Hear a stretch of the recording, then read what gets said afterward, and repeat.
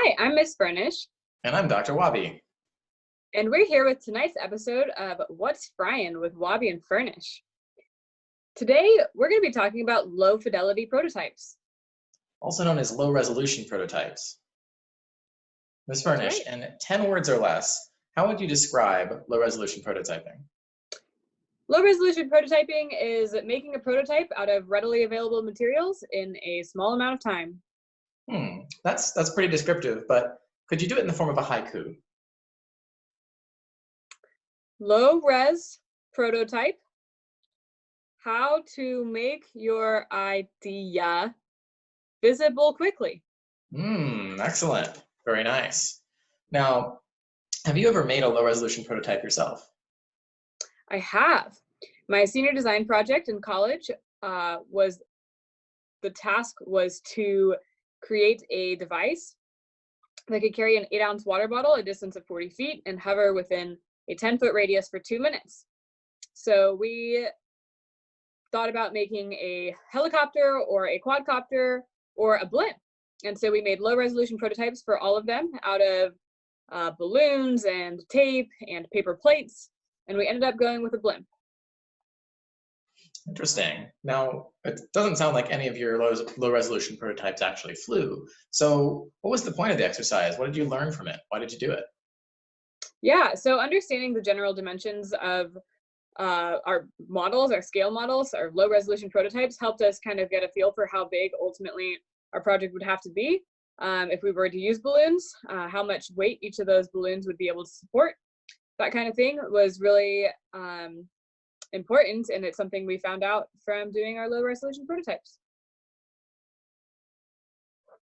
Now it's my turn to ask questions. Imagine you had to build a compressible and expandable bridge. Just, imagine. Yeah. What do you think a good lo-fi prototype would be?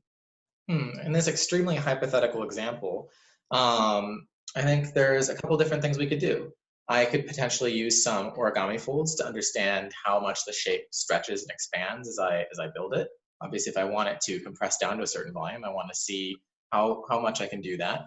I also would need supports and railings, so I would need some way to figure out how those would work. So I'd want to try and work those into my prototype. Huh, that's a great example. What about a robot, just hypothetically speaking? If I was doing a robot, I would probably start with an origami pattern I knew and try and find a way to shape it into something kind of looking like Baymax. Maybe using scissors, for example, or maybe an expandable or compressible origami pattern. Now you keep on mentioning these expandable and compressible origami patterns. Can you give me some examples that our students might be familiar with? I'm glad you asked. So we've looked at several different kinds throughout our time in class. We have looked at the herringbone pattern, which not only is named after herringbone, but it compresses in one dimension, but does not compress in another, which is very interesting. It weight in one dimension, but it can squish down in another. So that's probably something I would start fiddling with. Now, one pattern we haven't looked at in class is this sort of 3D helix here. And it also has a similar property where it compresses in one dimension, but it retains its shape in another and stays rigid. So that would be interesting. Now, however, that's not as familiar perhaps as this pattern, the Miura Ori pattern, or as I like to cry it, the pattern that makes people cry. It expands and contracts in 2 different dimensions. So it gives you the smallest amount of space when it's all squished down. However, it doesn't really support weight in those dimensions, but perhaps you can find some other way to use it. So those might be good places to start. Thank you so much. Those are great examples. So let's recap. We've been discussing low fidelity prototyping, which is also known as low resolution prototyping. And the idea here is that you use simple materials and easy manufacturing techniques like glue, origami, scissors, in order to make a very rough mock-up of your design. What does this prototype help you do, Dr. Wabi? These kinds of prototypes will help you understand important aspects of your design and get a feel for how they might work.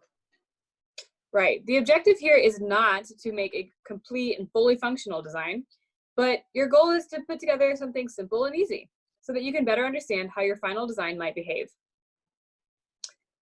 That's all on tonight's episode of What's Fryin' with Dr. Wabi and Miss Furnish.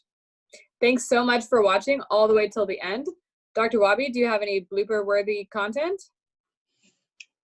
Don't forget to smash that like button and subscribe.